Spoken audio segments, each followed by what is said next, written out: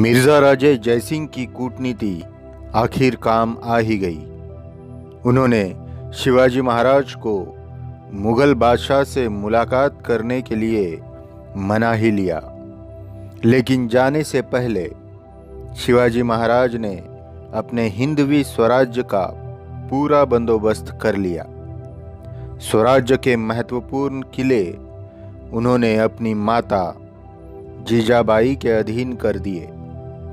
अपनी गैर हाजिरी में प्रशासन सुचारू रूप से चलता रहे, इसलिए सोनदेव मुजुमदार, मोरोपंत पिंगड़े जैसे मातब्बर मराठा सरदारों पर जिम्मेदारियां दी गई और इस तरह पूरी तैयारी करने के उपरांत 5 मार्च 1666 को शिवाजी महाराज आगरे के लिए निकल पड़े।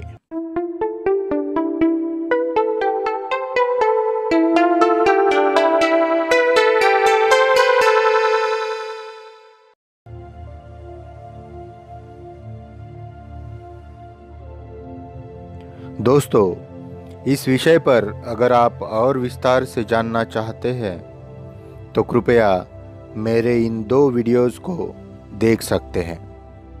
तो 250 घुड़सवारों के साथ शिवाजी महाराज और उनके 9 साल के बेटे संभाजी महाराज पालकी में बैठकर निकल पड़े। रास्ते में शिवाजी महाराज को देखने के लिए लोगों का हुजूम लगता। लोग शिवाजी महाराज को एक चमत्कारिक पुरुष मानते थे। वो एक पल में यहाँ होते तो दूसरे ही पल कहीं और। शिवाजी महाराज को यह कहा गया था कि आगरा पहुँचने पर किसी बड़े मुगल अधिकारी द्वारा उनका स्वागत किया जाएगा और वहीं अधिकारी शिवाजी महाराज की मुलाकात मुगल बादशाह से करवाएगा। लेकिन हुआ इसके विपरीत। 11 मई को जब शिवाजी महाराज आगरा के नज़दीक पहुंचे, तब एक कनिष्ठ दर्जे का मुंशी गिरधारी लाल उनका स्वागत करने को पहुंचा।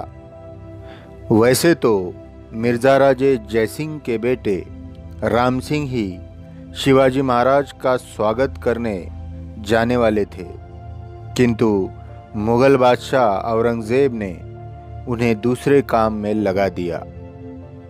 मुंशी गिरधारी लाल को देखते ही शिवाजी महाराज समझ गए कि अब अपमानों का सिलसिला शुरू होने वाला है। महाराज को आगरा दरबार में पहुंचने में बड़ी देर लग गई। दीवाने आम का दरबार अब बर्खास्त हो चुका था और अब औरंगजेब दीवाने खास में चला गया था। इस बीच राम सिंह महाराज को मिलने आया और उसने उसकी गलती की माफ़ी मांगी। दीवाने खास का दरबार अभी अभी शुरू हुआ था। असद खान बख्शी नाम का मुगल अधिकारी महाराज को दरबार में ले गया। रीति रिवाज के अनुसार शिवाजी महाराज ने लाया हुआ नजराना बादशाह के सामने रखा गया, लेकिन औरंगजेब ने उसकी तरफ देखा तक नहीं। इसके बाद महाराज को 5000 मनसबदारों की कतार में खड़ा किया गया।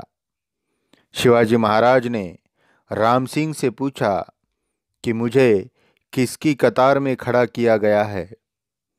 राम सिंह ने जवाब दिया कि आप 5000 मनसबदारों में खड़े हैं।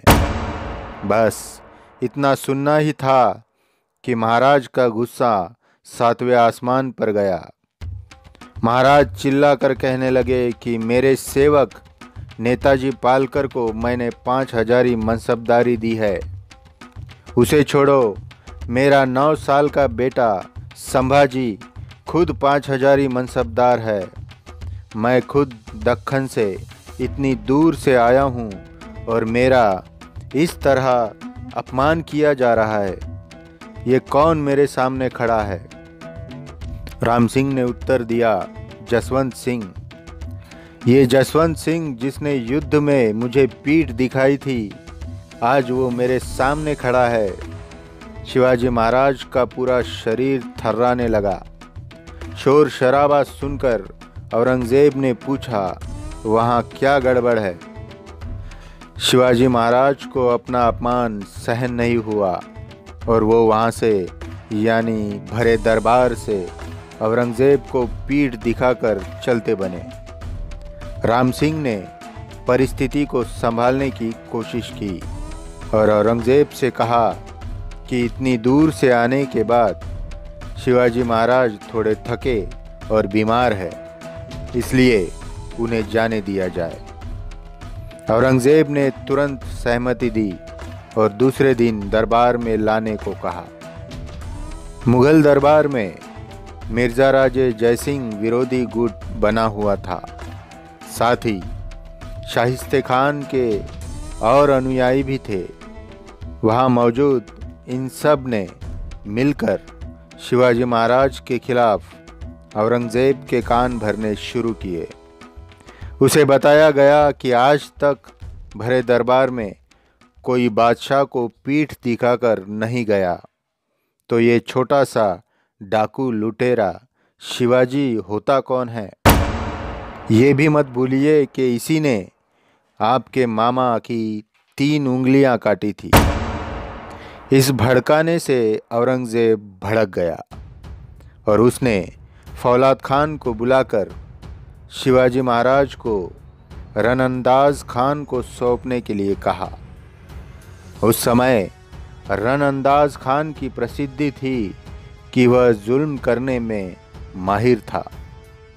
उसका स्वभाव धोखेबाज था तथा राजकीय कैदियों को उसी के हाथों में सौंपा जाता ताकि उन्हें क्रूर शिक्षा दी जाए। शिवाजी को रनअंदाज खान को सौंपने की बात जब राम सिंह तक पहुंची तो वो भागता हुआ मोहम्मद आमिर खान मीर बख्शी के पास पहुंचा और कहने लगा कि आगरा में शिवाजी महाराज के जान की जिम्मेदारी मेरे पिताजी राजा जयसिंह ने ली है। अगर शिवाजी को मारना ही है तो पहले मुझे मारा जाए। मोहम्मद आमिर खान ने राम सिंह का कहना औरंगजेब तक पहुंचाया। औरंगजेब ने शिवाजी की जान बख्शने का वायदा किया, लेकिन राम सिंह से ये लिखवा लिया कि शिवाजी महाराज आगरा से भागेगा नहीं। लेकिन औरंगजेब शिवाजी को इतनी आसानी से जाने देने वाला नहीं था। उसने एक तरकीब लगाई। उसने राम सिंह और शिवाजी महाराज को वायव्य दिशा की तरफ यूसुफजई और आफरीदी टोलियों का बंदोबस्त करने के लिए जाने को कहा, ताकि बीच रास्ते में ही वो शिवाजी महाराज को धोखे से खत्म कर सके। लेकिन महाराज ने इसे विरोध किया।